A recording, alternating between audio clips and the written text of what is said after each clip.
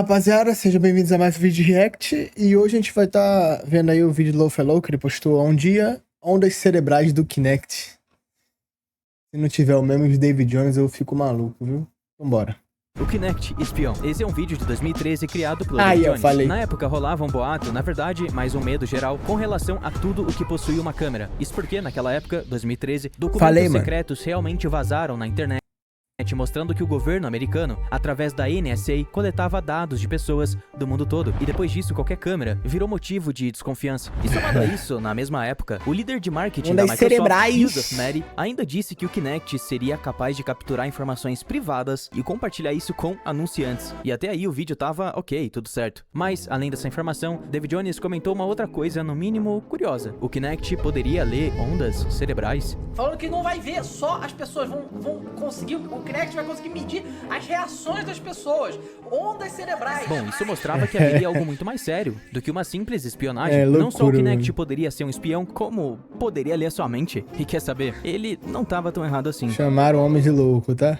Se você quer aprender a criar esse efeito que eu mostrei aqui no começo do vídeo, eu tô lançando hoje uma nova aula de elementos 3D no After Effects lá no meu curso Edit Pro Lofellow que você encontra na Hotmart. Mas não só isso, pra você que quer começar do básico e não sabe nada sobre edição, eu vou traçar todo um caminho entre começar do zero ao intermediário e o mais avançado, indo da captação e tratamento de áudio, frame rate, sequência, keyframes, transições, renderização e até thumbnail. Depois um módulo só de efeitos práticos, estrutura e criação de roteiro, chegando no intermediário com After Effects, Track Motion Graphic e ainda mais thumbnail. E reforçando tudo isso no módulo avançado, com algumas dicas de YouTube e um pouco mais de 3D. E vale lembrar, um módulo adicional onde eu mostro especificamente composições que eu uso aqui nos meus vídeos acabou de ser criado. Então muito do que eu vou usar aqui vai aos poucos sendo adicionado lá.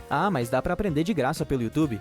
Sem direcionamento, sem saber conceito, sem entender o que é útil e o que não é? Boa sorte. Vai lá. Eu nem sei quanto tempo você levaria pra aprender tudo que tem aqui perdido aí pela internet. Então, olha, não perde essa chance. PrimeSense. Nascida em Israel, a PrimeSense foi uma empresa revolucionária. Ela criou nada mais, nada menos do que o sistema de leitura de profundidade 3D em tempo real usado no primeiro, Kinect. Antes disso, essa tecnologia só existia em laboratórios e estúdios caros. A Microsoft, em parceria com essa empresa, solicitou o uso dessa tecnologia e desenvolveu o resto. A estrutura, o motor de inclinação, 3 câmeras diferentes e uma IA que lia movimentos corporais em tempo real de até 4 pessoas, sem precisar segurar nenhum controle na mão. O Kinect é uma daquelas invenções que transforma uma tecnologia cara e inacessível em um simples dispositivo que tá na tua sala. Sinceramente, isso foi revolucionário, assim como o GPS, que era só de uso militar e depois de um tempo qualquer um poderia ter. Vale lembrar que o Kinect possuía a capacidade de fazer leitura facial em 2010, algo que hoje parece normal, mas naquela época nem mesmo smartphones tinham essa função, diferente de hoje, é claro. Bizarro, velho. Kinect foi foda, né?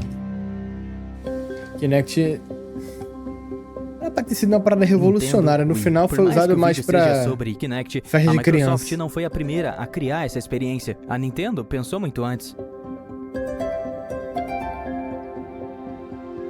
O Nintendo Wii, lançado em 2006, trouxe algo inédito naquela época. Sim, o Wii já oferecia uma forma de controle por movimento.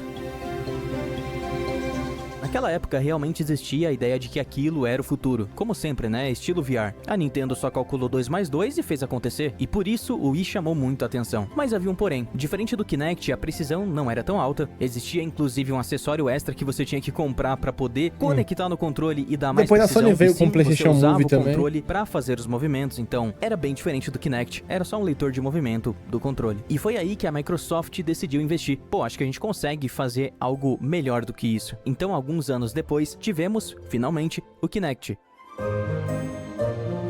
E ele funcionava assim, um sensor infravermelho que projetava milhares de pontos invisíveis, formando uma espécie de malha de luz espalhada por toda a sala. Se uma pessoa você entrasse na frente, você teria uma deformação nessa malha. Essa deformação era calculada, ou seja, um sensor infravermelho disparava milhares de pontos, uma câmera infravermelho via esses pontos, notava deformações, calculava e criava um mapa 3D em tempo real. Ok, mas eu me movia, eu pulava, eu acenava, e como que ele identificava isso? Boa pergunta, e é aí que entra a parte da Microsoft, tirando agora o trabalho da PrimeSense. A Microsoft simplesmente criou uma IA que era capaz de reconhecer isso em milésimos. Um aceno de mão, um pulo, um humano. Então, sim, foi algo revolucionário. Isso era o Kinect. E sim, o Kinect também era capaz de ler ondas cerebrais, como nessa cena aqui.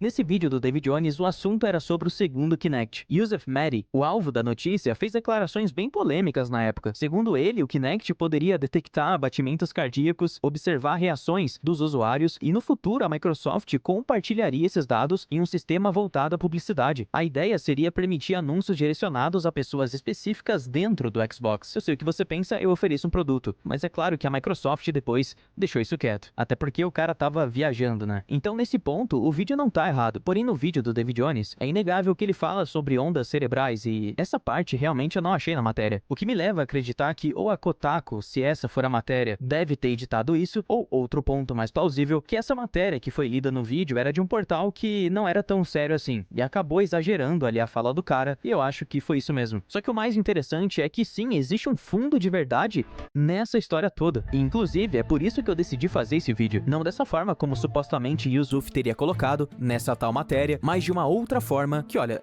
é quase isso. Em 2010, o Kinect era visto como um brinquedo revolucionário. As crianças adoravam e até os adultos se tornavam crianças de volta, podendo brincar fisicamente na sala com o videogame. Isso era bem legal, mas os pesquisadores olhavam para isso de uma forma completamente diferente. Para a ciência, o Kinect começou a ser visto basicamente como um scanner 3D em tempo real que custava $150, o que era um preço irrisório comparado a outros scanners. Na própria medicina já existiam equipamentos muito mais precisos que um Kinect, mas também muito mais caros. E percebendo o potencial de baratear essa tecnologia, a Microsoft Research lançou em 2011 o Kinect Fusion.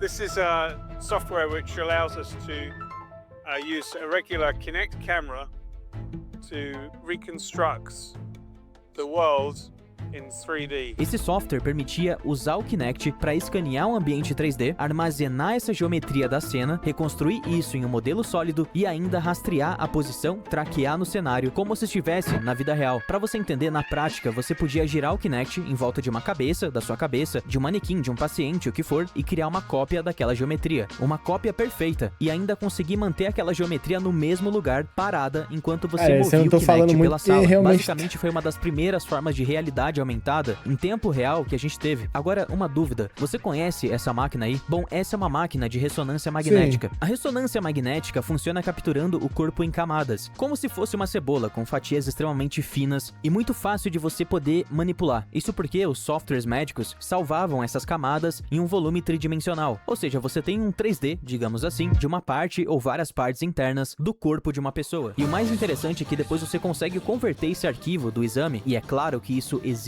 uma complexidade, para um sólido 3D. Então o que os pesquisadores da Microsoft Research pensaram? Bom, somando as funcionalidades do Kinect Fusion, que dá essa capacidade ao Kinect de conseguir escanear um cenário e manter aquilo fixo na cena, por que não então escanear a cabeça de um manequim, converter uma ressonância que a gente tem aqui para um arquivo 3D sólido, entrar num software 3D, alinhar manualmente então os dois no computador, fixando, né, o exame 3D dentro da cabeça escaneada e depois implantar isso no cenário real. O resultado foi algo absurdo, algo que até parece simples hoje em dia, mas naquela época, para um acessório de $150 era um absurdo. Então você poderia mover o Kinect em volta dessa cabeça e olhar toda a estrutura em tempo real de um cérebro de verdade. Então o Kinect, ele lia ondas cerebrais? Bom, como você viu, ao pé da letra, não exatamente, mas forçando bastante a barra e com muitas aspas, dá pra dizer que o Kinect realmente permitiu, de verdade, observar um cérebro humano real ao vivo dentro de uma cabeça. Isso não significa ler a sua mente, mas, pelo menos,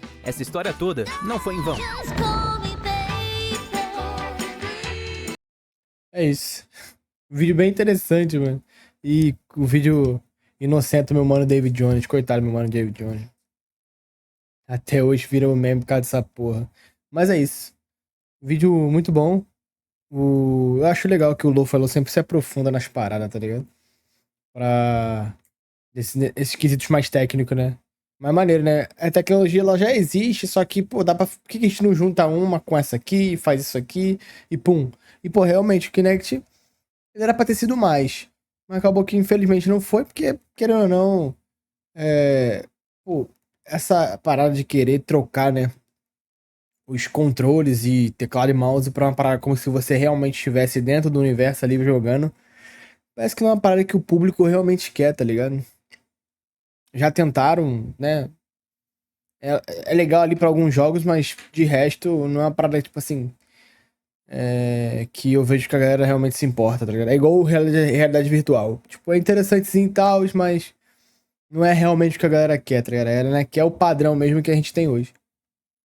No final, o Kinect e o Xbox ele era bem usado, né? Tanto que tinha locação de festa que colocava o Kinect e o Xbox juntos, tá ligado? Pra aumentar o valor agregado aí da locação, assim, do espaço de festa.